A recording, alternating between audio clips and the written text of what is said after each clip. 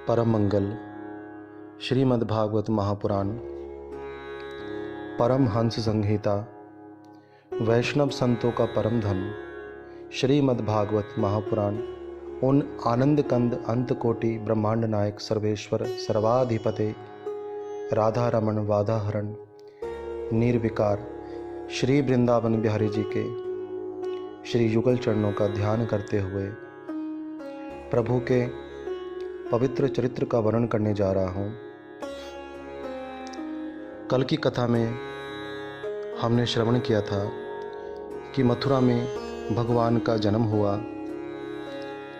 और योग माया ने कंस को कहा कि तेरे काल ने तो ब्रज में अवतार ले लिया। तो कंस ने वसुदेव और देवकी को एक बार तो छोड़ दिया था और आपातकालीन सभा बुलाई कृष्ण को मारने के लिए। तो आपने सुना कि भगवान का जन्म हुआ मथुरा में, लेकिन वास्तव में भगवान का जन्म हुआ है गोकुल में। और ये माघ का महीना और मकर संक्रांति का दिन था। तो नंद बाबा के घर ब्राह्मण लोग भोजन करने के लिए आए और जब ब्राह्मण भोजन कर चुके थे तो नंद बाबा से इनके छोटे भाई उपानंद जी ने कहा कि भैया अब आप सब ब्राह्मणों को तिलक करो और सबको दक्षिणा दो। तो नंद बाबा ने सब ब्राह्मणों को तिलक किया है। ओम नमो ब्राह्मण देवाय गौ ब्राह्मण हिताय च जगद्धिताय कृष्णाय गोविंदाय नमो नमः। और फिर सब ब्राह्मणों ने नंद बाबा को आशीर्वाद दिया था कि आयुष्मान भव धनवान भव, और फिर कहा पुत्रवान भवः। अब जब पुत्रवान भव कहा तो नंद बाबा बोले, अरे महाराज, अब तो मैं 60 वर्ष का बुढ़ा हो गया हूँ और आप कहते हो कि पुत्रवान भव पुत्रवान भव। तो ब्राह्मण बोले, अब तो हमारे मुख से आशीर्वाद निकल पड़ा है और अब तो आपके यहाँ लाला ही होगा। और आशीर्वाद दे करके सभी ब्राह्मण वहाँ से चले गए हैं। फिर माघ मास की एकम तिथि को नंद बाबा और यशोदा मैया को सपने में ठाकुर जी का दर्शन हुआ है। और भगवान का दर्शन 3 प्रकार से होता है। एक तो मूर्ति में, दूसरा स्वप्न में, और तीसरा साक्षात प्रकट होना। तीसरा दर्शन प्रत्यक्ष दर्शन होता है। तो उसी दिन यशोदा जी ने गर्भ धारण किया। फिर श्रावण का महीना आया, रक्षाबंधन का पवित्र दिन, और सब ब्राह्मण नंद बाबा के पास आए हैं और नंद बाबा को मौली बांधी और नंद बाबा ने सबको दक्षिणा भी दी और सब ने नंद बाबा को आशीर्वाद दिया कि आयुष्मान भवः धनवान भवः, और फिर कहा पुत्रवान भवः। तो नंद बाबा को पुत्रवान सुनकर के हंसी आ गई और बोले कि अरे महाराज, आपने आशीर्वाद का फल तो दिखने लगा है, जो आपने आशीर्वाद दिया था उसका फल तो दिखने लगा है, लेकिन यदि पुत्रवान से पुत्रीवान भव हो गया तो ब्राह्मणों ने कहा कि नंद बाबा, हम ऐसे वैसे ब्राह्मण नहीं हैं। अरे आपके यहाँ अगर लाला की जगह लाली भी हो जाएगी ना, तो उस लाली को भी हम लाला करके दिखा देंगे। प्रेम से कहो श्री राधे। और जब ब्राह्मण जाने लगे तो नंद बाबा ने कहा कि महाराज, ये तो बताइए कि अभी मेरे लाला के जन्म लेने में कितना समय है। तो सब ने अपना पंचांग खोल करके देखा तो कहा कि हे ब्रजराज, आज से ठीक 8वें दिन अष्टमी तिथि को रोहिणी नक्षत्र के तीसरे चरण में आपके यहाँ लाला का जन्म हो जाएगा। इतना कह करके ब्राह्मण यमुना जी के तट की ओर चले गए और अब 8 दिन पहले ही नंद बाबा ने सारे गोकुल को दुल्हन की तरह सजा दिया और अष्टमी तिथि आ गई। रात्रि के 8 बज गए थे और घर के सारे नौकर चाकर सब नंद बाबा के पास आए और कहा कि बाबा, अब तो रात के 8 बज गए हैं और अभी तक लाला का जन्म नहीं भयो है और हमको तो अब नींद आ रही है। यदि आप कहो तो हम थोड़ी देर सो जाएं। तो नंद बाबा की आज्ञा से सब अपने कमरे में जा कर के सो गए। फिर 2 घंटे का समय और निकला तो नंद बाबा की 2 बहनें थी, नंदा और सुनंदा। तो नंद बाबा ने सुनंदा से कहा कि रात्रि के 10 बज गए हैं पर लाला का अभी तक जन्म नहीं भयो है, तो अगर तू कहे तो थोड़ी देर में अपनी कमर सीधी कर लूं। तो 10 बजे नंद बाबा भी सो गए।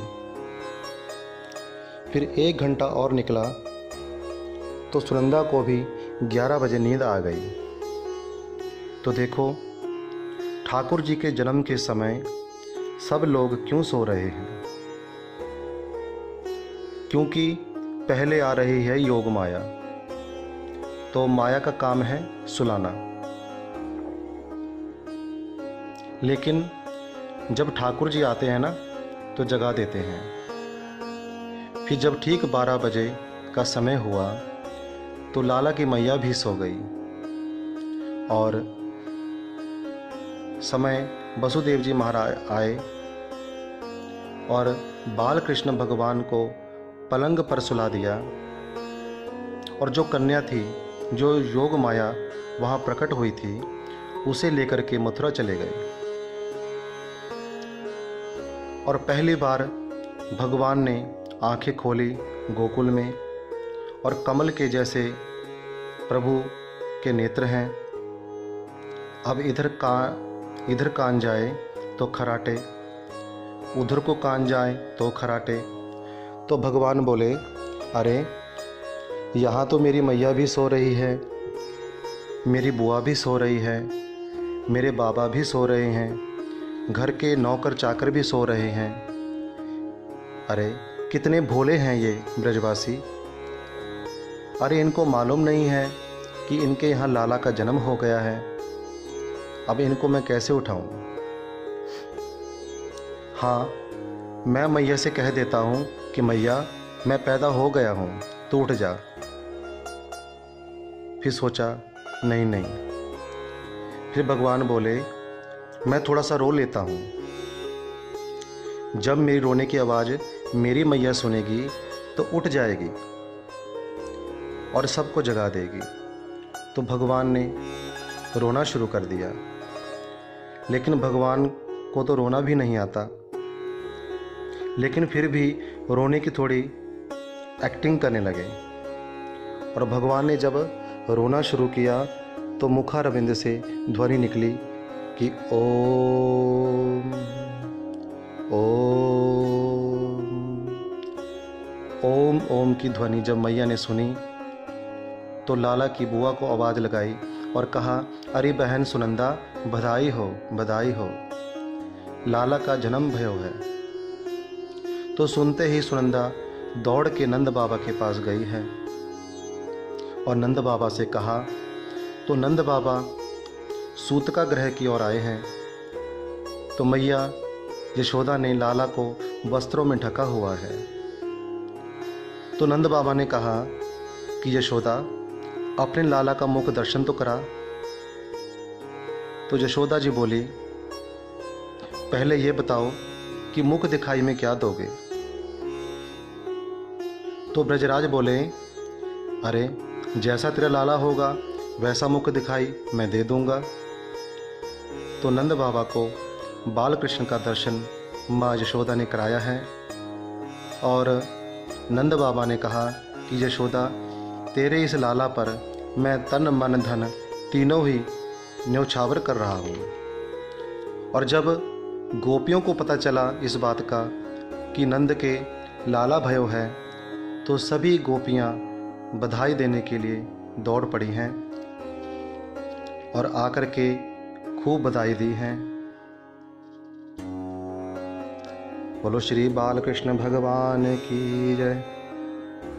तो 10वें स्कंद के 5म अध्याय में नंद उत्सव का वर्णन किया है। नंदस्त्वा आत्मज उत्पन्ने जाता हल्लादो महामनः आयु य विप्राण वेद ज्ञान सनातः सुचिरलंकृतः। ब्रज में गोकुल के नंद भवन में नंद बाबा के यहाँ पर आत्मज रूप से वो आनंद आज प्रकट हुआ है। और गोकुल में जब भगवान प्रकट हुए थे तो उस समय कई महीनों तक ब्रजवासी नंद उत्सव मनाते रहे और नंद बाबा ने अन्नदान, वस्त्रदान, गौदान किया है। तो श्री सुखदेव जी महाराज कहते हैं, ऐसा लगा कि मानो गोकुल की गली में लक्ष्मी जी साक्षात लोट लगा रही हों। और गोपियों ने भी बड़ा भी कहा है श्रीमद् भागवत में गोपी गीत में कि जयति तेधिकं जन्मना ब्रजः श्रयत इंदिरा शश्वदत्र ही। गोपियाँ कहती हैं कि हे कृष्ण, जब से आप इस ब्रज में प्रकट हुए हो तब से ही ब्रज की शोभा निराली है। श्रयत इंदिरा, इंदिरा मैंने लक्ष्मी, और लक्ष्मी का निवास भी इस ब्रज में तब से ही हुआ है जब से आप आए हैं, क्योंकि लक्ष्मी के 2 वाहन हैं। पहला वाहन है उल्लू और दूसरा वाहन है गरुड़। बोले जब लक्ष्मी जी उल्लू पर बैठकर आती हैं घर में तो उल्लू ही बनाकर चली जाती हैं, क्योंकि उनके साथ में नारायण नहीं होते। लेकिन दूसरा वाहन जो गरुड़ है, जब गरुड़ पर बैठकर लक्ष्मी जी आती हैं तो उनके साथ भगवान नारायण भी होते हैं, लक्ष्मी और नारायण। तो वो लक्ष्मी हमको सुख देती है, शांति प्रदान करती है। तो आज भगवान के आने पर लक्ष्मी जी का निवास ब्रज में हुआ है। गोपान गोकुल रक्षायाम निरूपय मथुराम गतः। तो नंद बाबा उत्सव मना करके गोकुल के वृद्ध गोप हैं, उनको गोकुल का भार सौंप करके वार्षिक कर देने के लिए मथुरा में कंस के पास गए हैं और जाकर के वार्षिक कर दिया है। फिर नंद बाबा ने विचार किया कि मैं अपने मित्र वसुदेव से भी मिलता चलूं। तो नंद बाबा वसुदेव जी से डेरे पर मिले और आपस में कुशल मंगल पूछा। तो वसुदेव जी बोले कि ब्रजराज, मैंने सुना है कि आपके यहाँ लाला हुआ है। देखो, इस बात को आज वसुदेव जी छुपा रहे थे कि लाला को वह स्वयं छोड़कर आए हैं। तो नंद बाबा ने कहा, हाँ मित्र, हमारे यहाँ लाला हुआ है और वो बिल्कुल ठीक है। वसुदेव जी, हमारे साथ तो विधाता ने बड़ी कृपा की है, लेकिन आपके साथ कुछ भी ठीक नहीं हुआ। बहन देवकी के 6 पुत्र उस दुष्ट कंस ने मार दिए हैं। अहोते देवकी पुत्राः कंसेन बहवो हताः, एका वशिष्ठा नरजा कन्या सापी दिवम गता। और 7वां गर्भ देवकी बहन का नष्ट हो गया और 8वां देवकी को पुत्री हुई और वो भी स्वर्ग सिधार गई, दिवाम गता।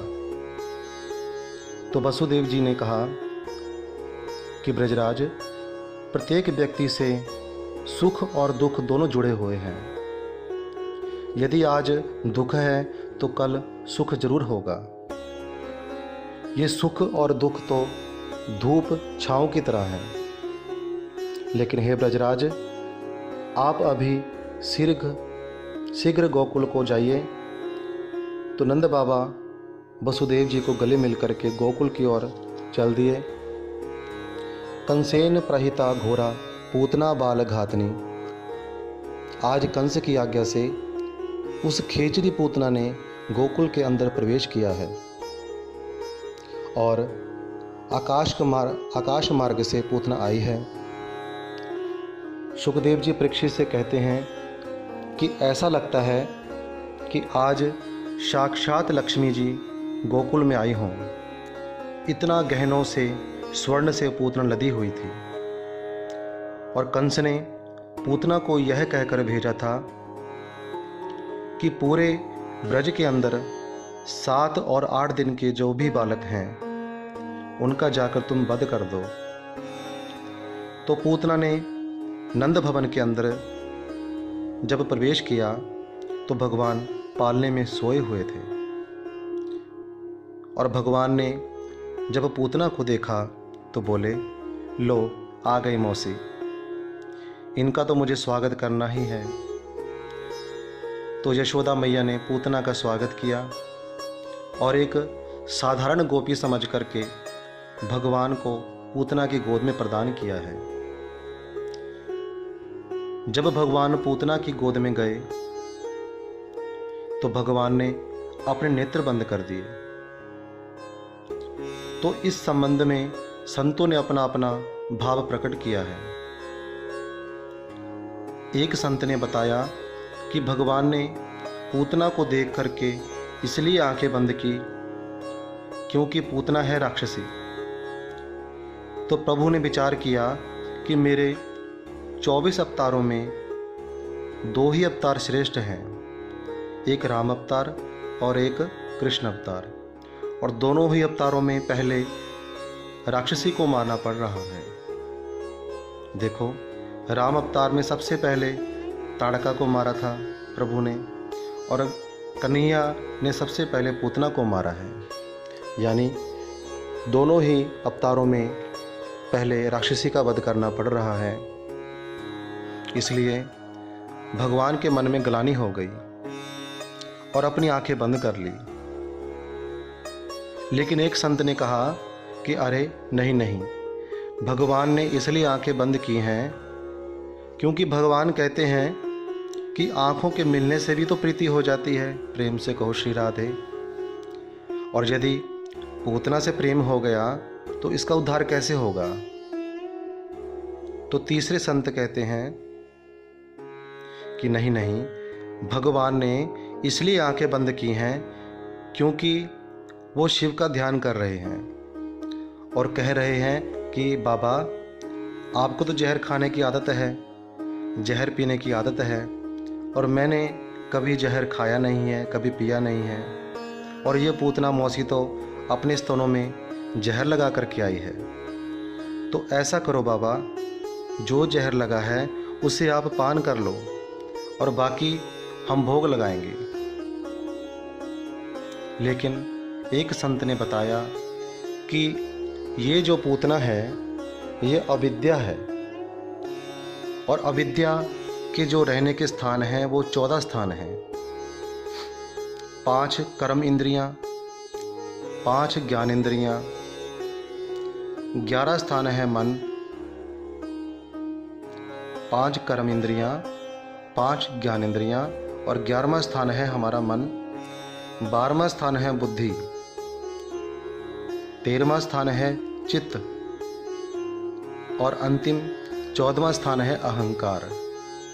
क्योंकि पूतना 14 के दिन गोकुल में आई थी, तो अविद्या के रहने के भी 14 स्थान हैं और 5 प्रकार का ये अज्ञान होता है।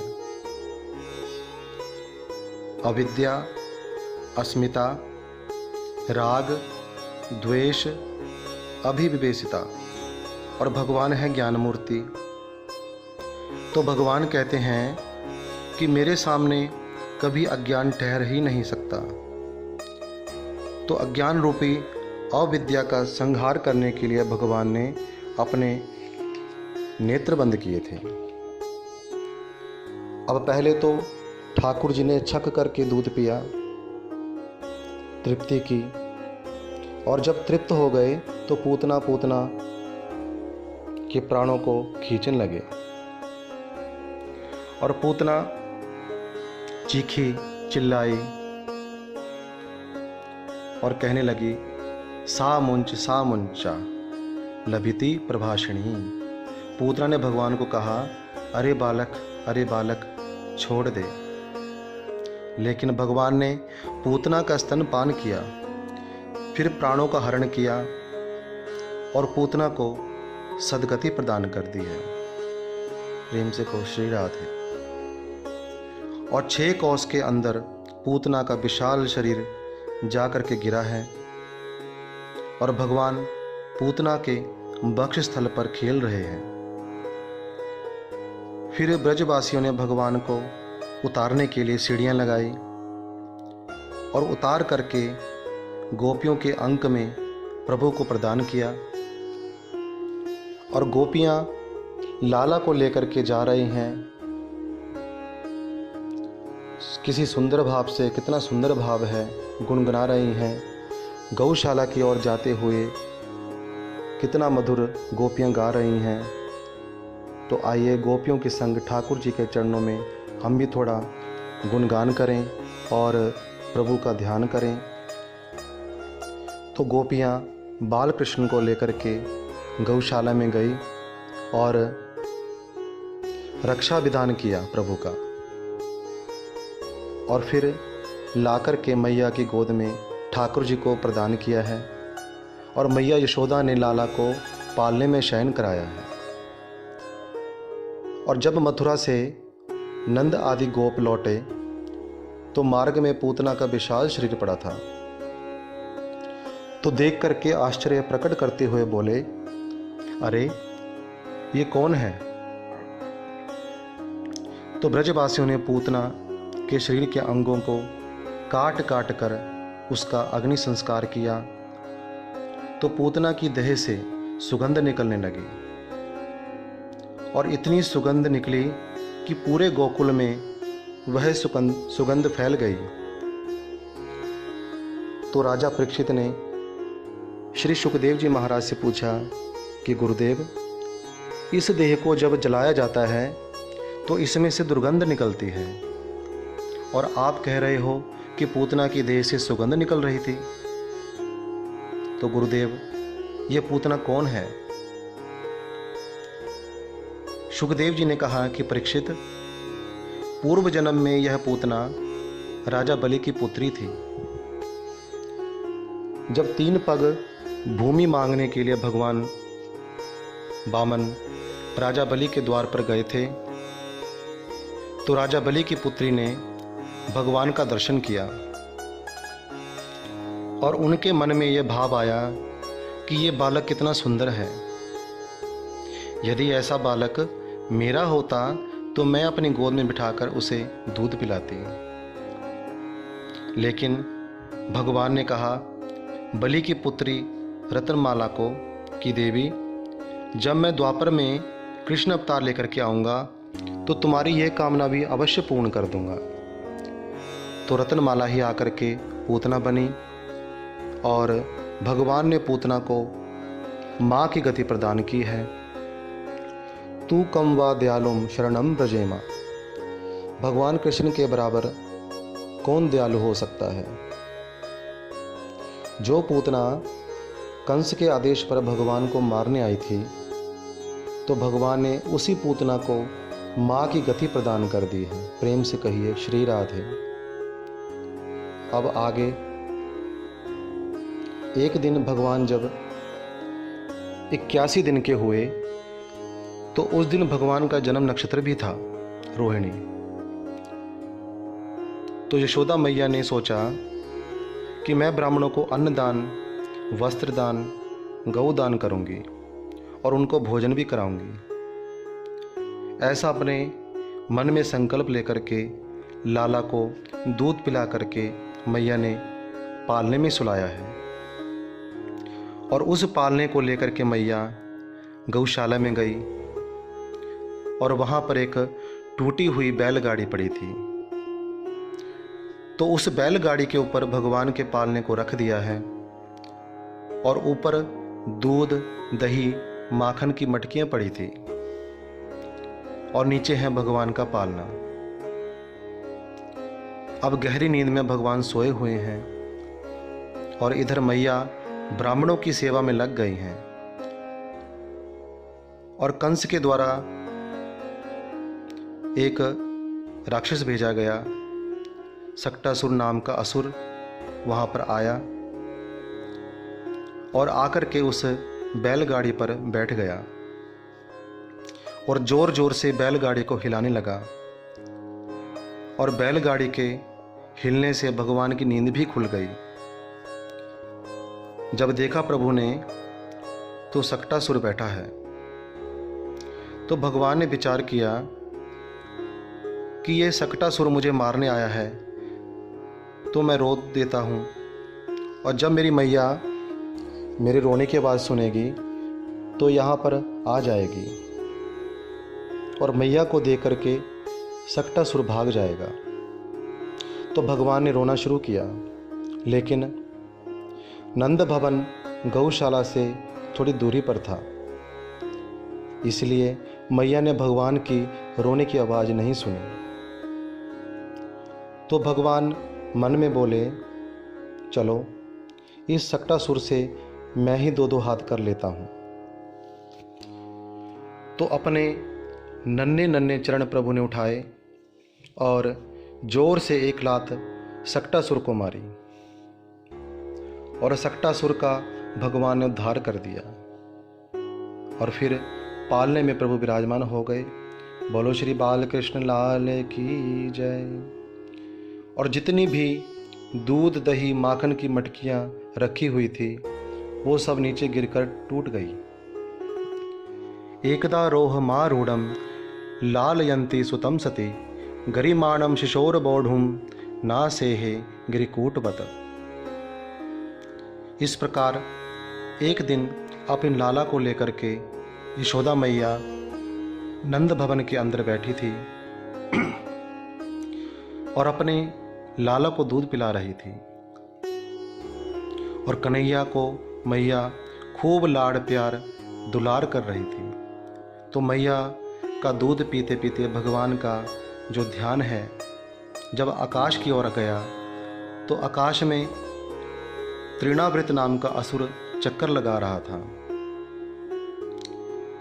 तृणावृत कहते हैं आंधी को। तो ये आंधी के रूप में आया है।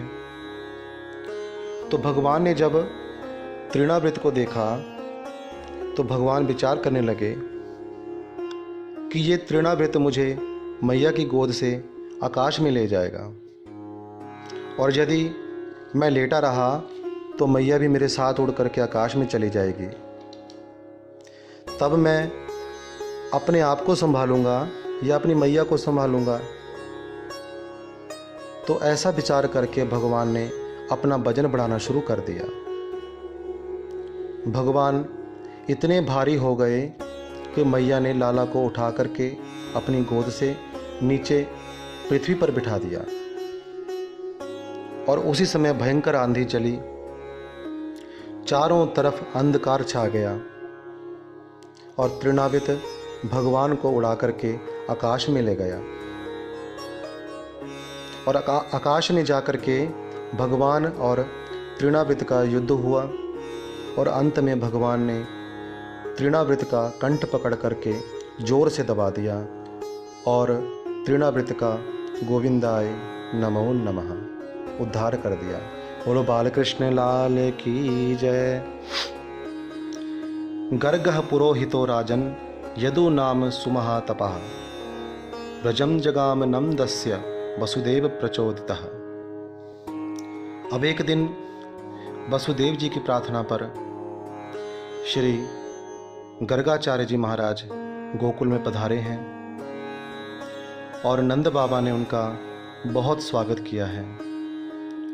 और नंद बाबा ने कहा कि गुरुदेव, आपने हमारे ऊपर बहुत बड़ी कृपा की जो आज आप गोकुल में पधारे हो।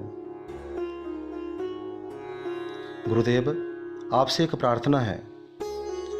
तो गर्गाचार्य जी ने कहा कि कहो ब्रजराज, क्या प्रार्थना है?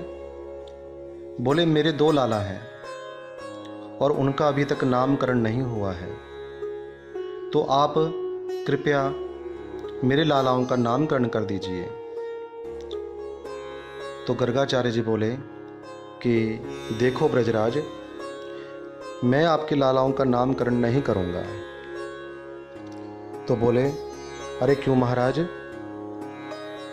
क्योंकि मैं यदि आपके लालाओं का नामकरण करूँगा और ये बात यदि मथुरा में कंस को पता चली तो कंस मुझे दंडित करेगा। इसलिए आप अपने पुरोहित शांडिल्य मुनि जी से अपने लालाओं का नामकरण करवा लीजिए।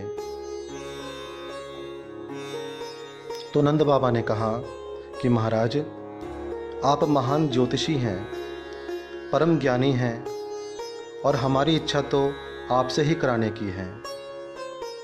हे गुरुदेव, हम कोई उत्सव नहीं मनाएंगे, हम किसी को भी निमंत्रण नहीं देंगे। आप गौशाला में इन बालकों का नामकरण कीजिए। जब ये बात गर्गाचार्य जी ने सुनी तो प्रसन्न हो गए और नंद बाबा गर्गाचार्य जी को लेकर के गौशाला में गए हैं और उनको वहाँ पर विराजमान किया है, उनका पूजन किया और दोनों माताओं को खबर भिजवा दी कि दोनों अपने लालाओं को लेकर के वहाँ पर आएं। और अब रोहिणी और यशोदा दोनों अपने लालाओं को लेकर के आ रही हैं और गर्गाचार्य जी की परीक्षा लेने के लिए दोनों माताओं ने अपने अपने लालाओं की अदला बदली कर दी है और अब एक दूसरे के लाला को लेकर दोनों माताएं बैठी हैं। अब सबसे पहले गर्गाचार्य जी ने गणेश जी की वंदना की। ओम गणनन्त्वा गणपतिवं हवामहे प्रियणान्त्वा प्रियपतिवं हवामहे निधिनान्त्वा निधिपतिवं हवामहे। फिर सर्व देवताओं का पूजन किया और फिर नंद बाबा से बोले कि हे ब्रजराज, आप आज्ञा करो, पहले मैं किसका नामकरण करूं? तो बोले, गुरुदेव, जो यशोदा की गोद में लाला बैठा है, पहले आप इसका नामकरण कीजिए।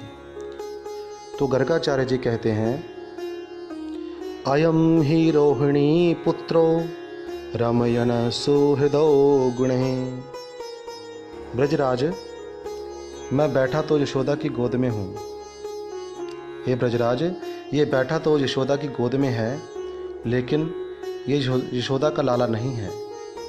अयम ही रोहिणी पुत्रो, ये तो रोहिणी का पुत्र है और इसके अंदर बहुत शक्ति होगी, बहुत ताकत होगी, बहुत बल होगा। तो हमने इसका नाम रखा है बलराम, हलधर, दाऊदयाल और एक माता से दूसरी माता की ओर गर्भ धारण करने से इसका नाम संकर्षण भी है। तो नंद बाबा ने कहा कि महाराज, अब हमारे दूसरे लाला का भी नामकरण कर दो। तो गुरुदेव जी बोले, शुक्लो रक्तस्य तथा पीत इदानीं कृष्णतां गतः। बोले, आपका ये जो लाला है, इसके युग युग में अवतार हुए हैं। कभी शुक्ल अवतार, कभी रक्त अवतार, तो कभी पीत अवतार, तो कभी कृष्ण अवतार। और हमने आपके लाला का नाम रखा है कृष्ण, कर्षति इति कृष्ण, जो अपनी ओर खींचे वो कृष्ण है।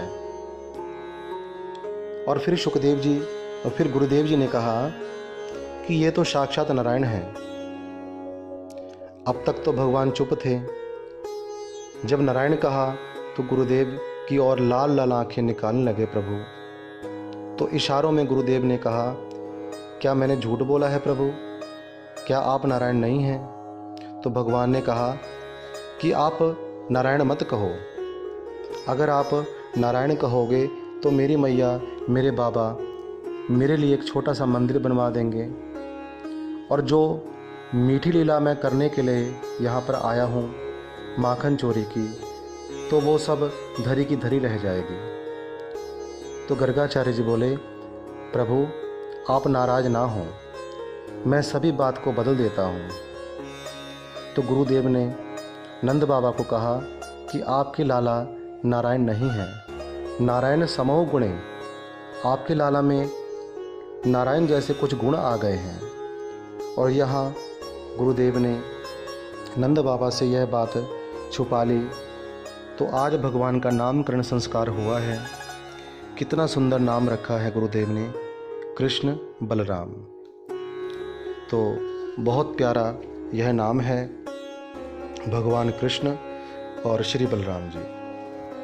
तो आज बहुत सुंदर भगवान का नामकरण हुआ और गुरुदेव को दक्षिणा देकर के आदर सहित नंद बाबा ने उन्हें वहाँ से विदा किया है।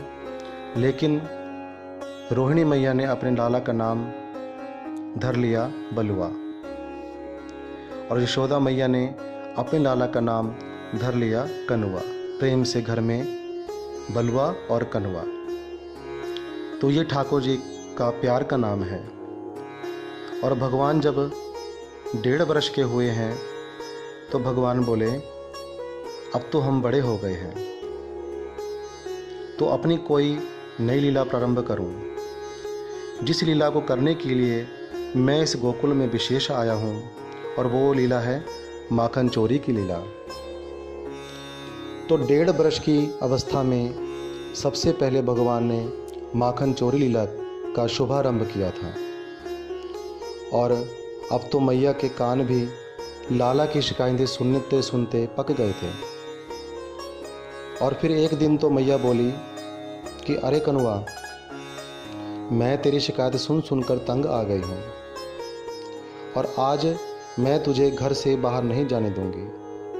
तो मैया ने लाला को घर में ही बंद कर दिया। और जब शाम का वक्त हुआ तो सब गोपियों में खुसर पुसर होने लगी कि हमारे कन्हैया कहाँ हैं। तो एक दूसरे से गोपियाँ मिली और चर्चा हो रही है कि लाला आज कहाँ गए हैं।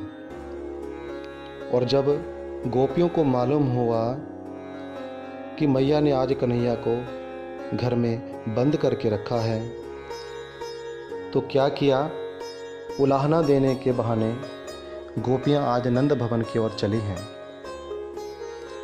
और जब मैया ने गोपियों को आते हुए देखा तो उन गोपियों से कहा कि अरे गोपियों, आज तुम सब इकट्ठी होकर के कहाँ जा रहे हो? तो गोपियों ने कहा कि अरे ब्रजरानी, हमने कहाँ जाना है, हम सब तो तुम्हारे ही पास आई हैं। अच्छा, क्या काम पड़ गया मुझसे? तो कहा कि ब्रजरानी, हम तो तेरे लाला की शिकायत करने आई हैं, लेकिन मेरा लाला तो आज घर से बाहर गया ही नहीं है, वो तो घर पर ही है। तो बोली, आज ही तो घर में बैठा है। तो नंद रानी ने पूछा, अच्छा बताओ, मेरे लाला ने ऐसा क्या किया है? तो गोपियाँ कहती हैं, बतसान मुंचन क्वचिद समय क्रोध संजात हास्य। तो एक गोपी ने कहा कि नंदरानी, ये तुम्हारा जो लाला है ना, हमारे असमे में आकर के बछड़ों को खोल देता है, और जब हम गऊओं का दूध निकालने जाते हैं तो गऊएं दूध नहीं देती, वो लात मारती हैं। तो यशोदा मैया ने कहा कि अरे गोपियों, मेरा छोटा सा तो लाला है और तुम सब उम्र में बड़ी हो, तो उसे डांटा करो। तो गोपियाँ बोली, अरे ब्रजरानी, हम तेरे लाला को डांट भी नहीं सकती, क्योंकि जब हम तेरे लाला को घूर कर देखती हैं तो तुम्हारा ये लाला हमें देखकर हंसने लगता है, तो इसकी हंसी देख कर के हमको भी हंसी आ जाती है। प्रेम से कहो श्री राधे। इसलिए तेरे लाला पर तो हम क्रोध भी नहीं कर सकते। फिर दूसरी गोपी बोली कि ब्रजरानी, तेरे लाला ने तो मेरे साथ बहुत ही बुरा किया है।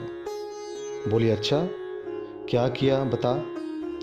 बोली, एक दिन घर में मैंने कोई साग सब्जी नहीं बनाई और मैंने सोचा कि आज मेरे ससुर और मेरे पति जब खेत से घर लौटेंगे तो घर में माखन रखा है, उसी से दोनों को रोटी खिला दूंगी। और शाम को जब मेरे ससुर और पति घर लौटे, अब मैं उन्हें बोल तो नहीं सकती क्योंकि मर्यादा नहीं है, तो मैंने थाली में रोटी रखी और अपने ससुर को परोस दी और माखन की मटकी निकालकर मैंने अपने ससुर के सामने रख दी और वो माखन की मटकी कपड़े से ढकी हुई थी। और मैं रसोई के द्वार पर खड़ी हो गई। अब ज्यों मेरे ससुर ने उस माखन की मटकी से कपड़ा हटाया तो जो रोटी की थाली मैंने परोसी थी वो उठाकर मेरे पास मारे और बोले, आने दे छोरा को, आज या तो तू घर में रहेगी या मैं रहूँगा। ऐसे कह कर के मेरे ससुर चले गए। अब मैंने सोचा कि आज ये अचानक क्या हो गया, तो मैं माखन की मटकी के पास गई तो क्या देखा कि तेरा लाला माखन तो सारा खा गया और इतना बड़ा मिट्टी का गोला मटकी के अंदर धर गया। और उसी समय तेरा लाला आया और मेरे ससुर से कहा कि बाबा बाबा, आज आप इतने नाराज़ क्यों हो, क्या बात है। तो बोले, तेरी भाभी ने आज मुझसे बड़ी हंसी करी है। अच्छा, क्या हंसी की है बाबा। बोले, आज माखन की जगह पर मिट्टी का गोला धर दिया है। अब भगवान तो मन ही मन मुस्कुरा रहे हैं कि करतूत तो सारी मेरी है। तो कन्हैया बोले कि बाबा, आज मैं अपनी मैया से जाकर कह दूंगा कि जिस गांव की हमारी ये भाभी है ना, उस गांव की छोरी मत ली जाओ, क्योंकि उस गांव की छोरियां तो अपनों से बड़ों का मजाक करती हैं। तो हे नंदरानी, तेरे लाला ने आकर मेरे ससुर का क्रोध और भड़का दिया। फिर मैंने कन्हैया को इशारों से कहा कि अब बस करो कन्हैया। तो तेरे कन्हैया को दया आ गई तो बोले, बाबा बाबा, अब देखो, बहू चाहे खरी है या खोटी, पर घर से बाहर तो निकाली नहीं जाएगी, बहू तो घर में ही रखी जाएगी ना। तो इस प्रकार से सब गोपियाँ अपना अपना भाव ब्रजरानी यशोदा के सामने रख रही हैं। और तो प्रतिदिन भगवान गोकुल में माखन चोरी लीला किया करते थे और गोपियाँ भगवान की शिकायत को लेकर के उनके दर्शन करने के लिए आया करती थी। एक दिन भगवान ने सोचा कि अब माखन तो बहुत खाया है और अंदर से पेट भी चिकना हो गया है, तो थोड़ी सी पेट की सफाई भी कर लेता हूँ। और सफाई होती है मिट्टी से। तो भगवान की दृष्टि मिट्टी के एक ढेले पर पड़ी और तुरंत उठाकर उसे अपने मुख में रख लिया। और ये सब श्री दामा देख रहे थे। तो उन्होंने कहा, क्यों रे कन्हैया, तूने मिट्टी खाई है। अब बोल तो सकते नहीं भगवान, क्योंकि मुंह में रखी थी मिट्टी। तो बोले, हूँ, यानी कहना चाहते हैं कि हाँ, मैंने माटी खाई है। तो श्री दामा जी ने तुरंत बलराम जी को आवाज़ लगाई और आकर के बलराम जी ने पूछा, क्यों रे लाला, ताने माटी खाई। भगवान बोले, हूँ। तो बलराम जी बोले, कि लाला, कि इस लाला को मैया के पास ले चलो, आज इसे मैया से मार लगवाएंगे। पहले यह माखन चुरा के खाता था और आज इसने मिट्टी खाई है। तो दो सखा दौड़ करके आए। एक ने तो भगवान की दोनों हाथों को पकड़ लिया है और दूसरे सखा ने भगवान के पैरों को पकड़ लिया और डंडा डोली करते हुए, झुलाते हुए भगवान को लेकर के मैया के पास आए और कहा कि माँ, आज लाला ने माटी खाई है। तो भगवान ने मैया से कहा कि मैया, नाहं भक्षि तवाम नवम सर्वे मिथ्या भिक्षम सिनः यदि सत्य गिरस तरहि समक्षम पश्य मे मुखम। मैया, मैंने माटी नहीं खाई है, ये सब सखा झूठ बोल रहे हैं।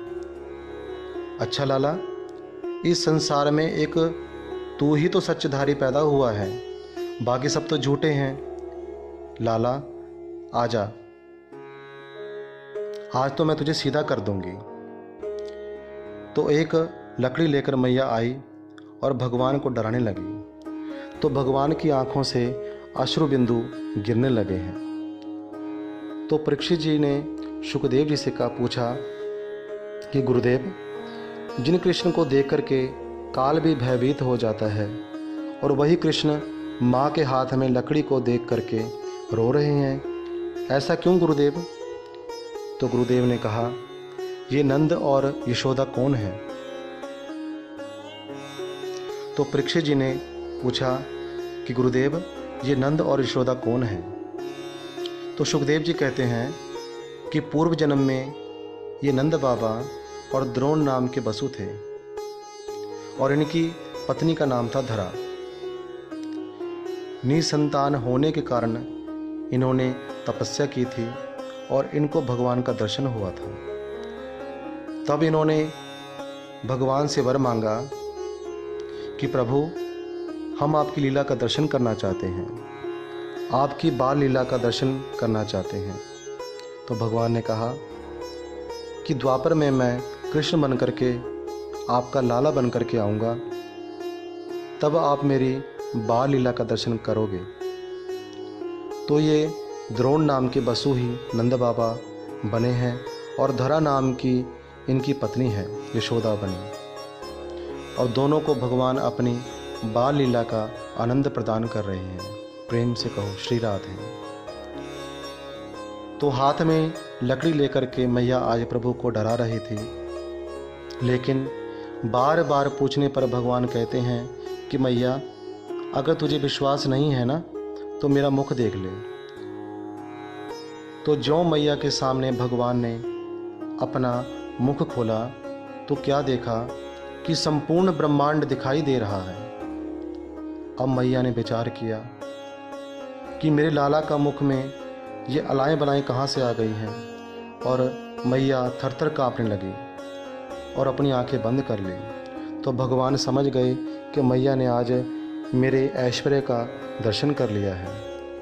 तो भगवान ने मैया की ओर देखा और मंद मंद हंसने लगे, और भागवत में भगवान की हंसी को माया कहा गया है। भगवान जिसकी ओर देखकर मुस्कुरा देते हैं, मानो कि अपनी माया फेर देते हैं। तो मैया ने जब आंखें खोली तो भगवान मैया से पूछने लगे कि अरे मैया, क्या तूने मेरे मुख में माटी देखी? तो मैया बोली कि लाला, सब जग झूठो, केवल एक मेरो लाला साचो। और भगवान की मुस्कुराहट से मैया सब कुछ भूल गई। तो इस प्रकार से ब्रज में भगवान ने मृद भक्षण यानी माखन चोरी की लीला की है। एकदा गृहदा शिशु यशोदानंद गेहनी कर्मांतर नियुक्तासु निर्ममंत स्वयं दधि। अब कार्तिक का महीना और दीपावली के शुभ दिन प्रातःकाल अमृत बेला में यशोदा मैया सो करके उठी हैं। तो विचार किया कि आज मैं अपने हाथों से दही मंथन करके अपने प्यारी लाला को माखन खिलाऊंगी। तो भगवान अपने पलंग से उतरे और मैया के पास आकर के खड़े हो गए और बोले कि मैया मैया बड़ी भूख लगी है मुझे। तो मैया ने दही मंथन छोड़कर लाला को अपनी गोद में बिठा लिया और दूध पिलाने लगी। और इधर रसोई में दूध रखा था, वो उबल रहा है और जल रहा था। तो भगवान को दूध पिलाते हुए छोड़ करके मैया उस दूध के पात्र को उतारने के लिए चली गई। तो भगवान बोले कि मैया को तो दूध प्यारा है, पूत प्यारा नहीं है।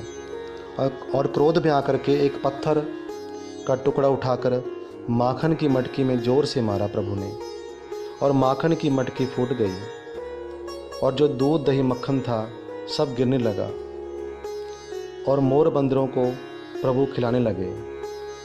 और जब मैया ने आकर के देखा कि लाला ने तो सारा माखन की मटकियाँ फोड़ दी हैं, तो पहले तो मैया हंसने लगी, लेकिन फिर विचार किया कि नहीं, आज तो मैं लाला को ज़रूर मारूंगी, आज इसको सीधा कर दूंगी। अब पीछे पीछे मैया भाग रही हैं और आगे आगे ठाकुर जी भाग रहे हैं। अब मोटी तगड़ी है मैया और हल्के फुल्के हैं कन्हैया, इसलिए भगवान को मैया पकड़ नहीं पाती। अब सब गोपियाँ भी आ गई हैं और बोली, अरे यशोदा, आज तू लाला के पीछे कैसे दौड़ लगा रही है? तो मैया बोली, आज इस लाला ने घर में माखन की मटकी फोड़ दी है। तो गोपियाँ बोली कि ये कौन सा नया काम है, ये काम तो रोज़ ही हमारे घर कन्हैया करता है, और जब हमारे घर करके आता है तब तो आप लाला से कुछ नहीं कहती, और आज जब अपने ही घर में माखन की मटकी फोड़ी तो तुम लाला को मारने चली हो। तो मैया ने कहा, गोपियों, इस लाला की आदतों को तुमने ही खराब किया है। अब भगवान दूर खड़े मुस्कुरा रहे हैं।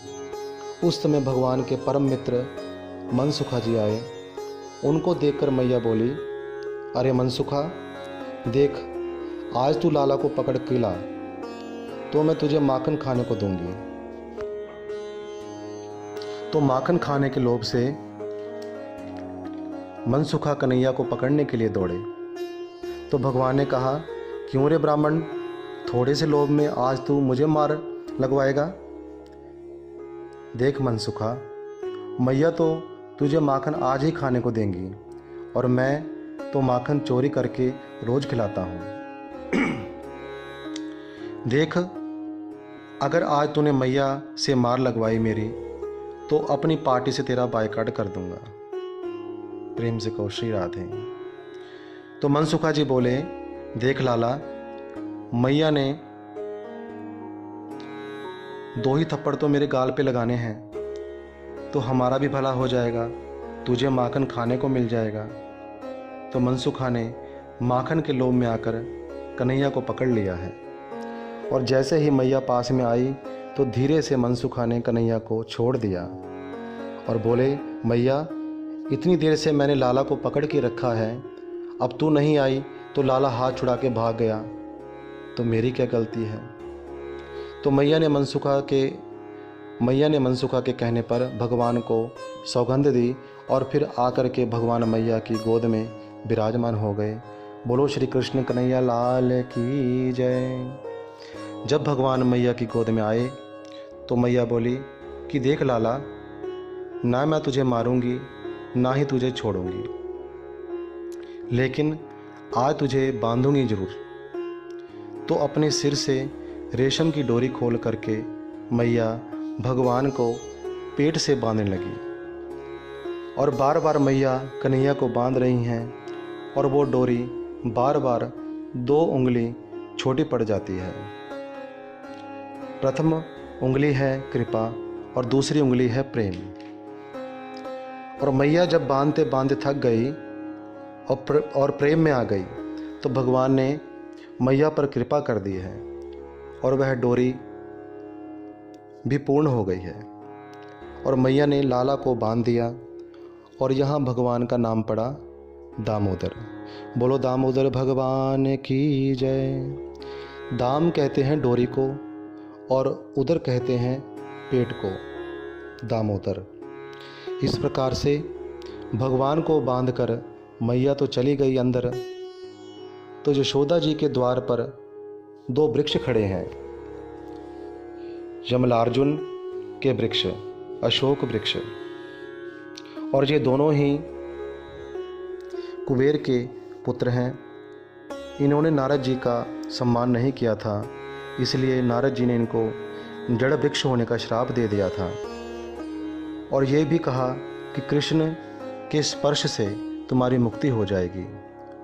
तो भगवान आज घुटमन घुटमन चलते हुए उन दोनों वृक्षों के बीच से निकले और भगवान की कोहनी का स्पर्श होते ही दोनों वृक्ष टूटकर धरती पर गिर पड़े और उसमें से कुबेर जी के दोनों पुत्र निकले और दोनों ने भगवान की स्तुति की है और भगवान की ही आज्ञा से दोनों अपने अपने लोकों को चले गए हैं। श्री सुखदेव जी कहते हैं कि जब भगवान की 2.5 वर्ष की अवस्था थी तो सब ब्रजवासियों ने पंचायत की और नंद बाबा ने पूरे ब्रजवासियों को इकट्ठा किया और कहा कि जिस दिन से लाला का जन्म हुआ है तो कोई ना कोई राक्षस यहाँ आते ही रहता है और आज मैंने मन में यह संकल्प किया है कि हमें गोकुल में नहीं रहना चाहिए, लेकिन हे ब्रजवासियों, कोई गोकुल जैसी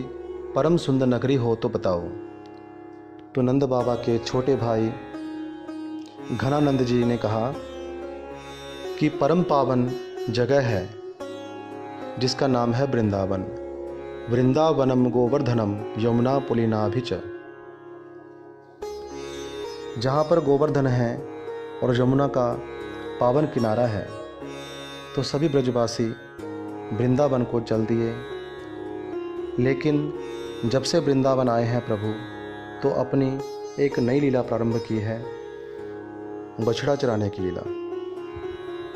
तो कृष्ण और बलराम जी ने कहा कि मैया अब हम बड़े हो गए हैं और हमें अब गौ चराने की अनुमति मिलनी चाहिए। तो मैया ने भगवान से कहा कि तू तो अभी छोटा सा लाला है, तुझे तो अभी बछड़ा मिलेगा चराने के लिए। तो भगवान बड़े प्रसन्न हुए कि आज उन्हें बछड़ा चराने की अनुमति मिल गई है। और यहाँ कंस को भी पता चल गया कि गोकुलवासी कृष्ण को लेकर के वृंदावन गए हैं। तो कंस ने एक विशाल राक्षस भेजा जिसका नाम है वत्सासुर और यह बछड़े के रूप में आया और भगवान के बछड़ों के बीच में आकर के मिल गया है। लेकिन भगवान ने उसे पहचान लिया और उसका उद्धार कर दिया। उसके बाद कंस के द्वारा एक और राक्षस भेजा गया। यह एक बगुले के रूप में आया था और इसका नाम था बकासुर। यह भगवान को मारने के लिए दौड़ा, लेकिन भगवान ने इसका भी उद्धार कर दिया।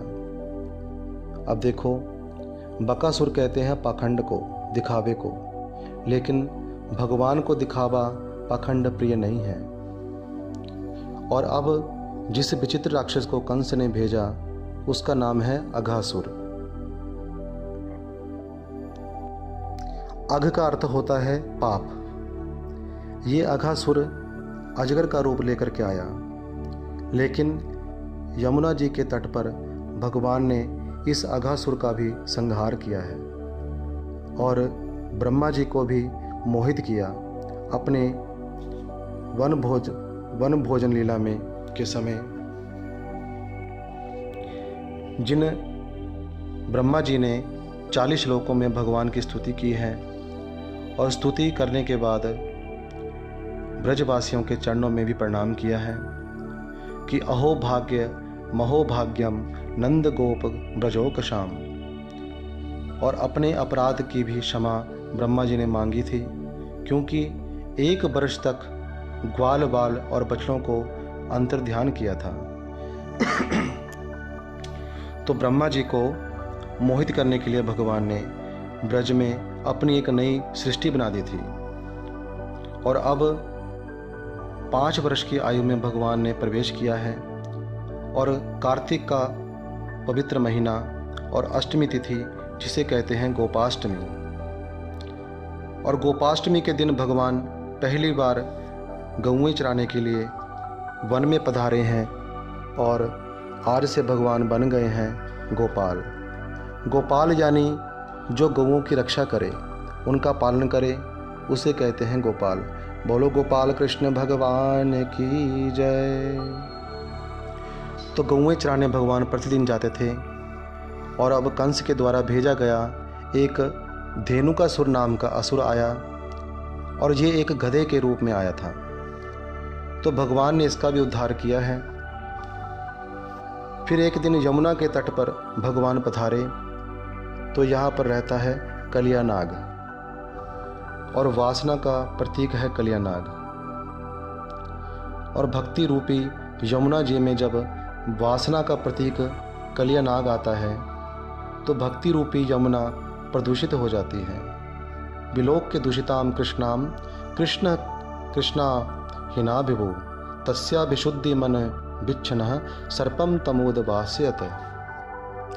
अब जितने भी असुर भगवान के जन्म से लेकर अब तक आए तो भगवान ने सबको मारा है, लेकिन कलिया नाग को प्रभु ने मारा नहीं। तो ये काली कौन है? देखो, कलिया कहते हैं वासना को, और वासना 2 प्रकार की होती है। एक होती है सांसारिक वासना और दूसरी होती है भगवत वासना। लेकिन ये कलिया काम का प्रतीक है, वासना का प्रतीक है। तो वासना कभी मरती नहीं, अंतिम क्षणों तक ये वासना जीव के अंदर रहती है। लेकिन जब जीव सांसारिक वासना को हटा लेता है तब जीव के अंदर भगवत वासना जागृत हो जाती है। तो भगवत वासना जागृत होती है, वो जीव को परमात्मा से मिला देती है। तो भगवान ने उस काम के प्रतीक कालिया को मारा नहीं, ब्रज से निष्कासित किया है। बोलो नाग के नथैया की जय।